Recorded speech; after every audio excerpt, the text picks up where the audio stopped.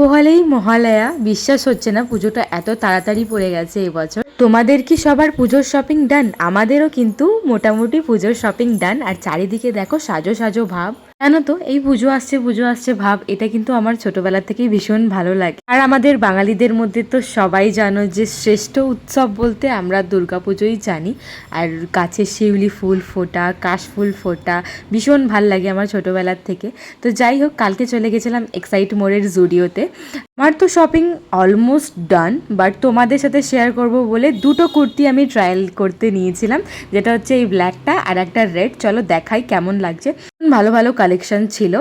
আর নৈহাটির জুডিওতে যেমন আমি তোমাদের সাথে শেয়ার করেছিলাম যে কালেকশন তেমন ভালো নেই, কিন্তু এখানে কিন্তু তার উল্টোটা, এখানে কিন্তু ভীষণ ভালো ভালো কালেকশন ছিল। কিন্তু আমি নিইনি, কেননা আমার তো জানোই তোমরা যে পুজোর শপিং অলমোস্ট ডান।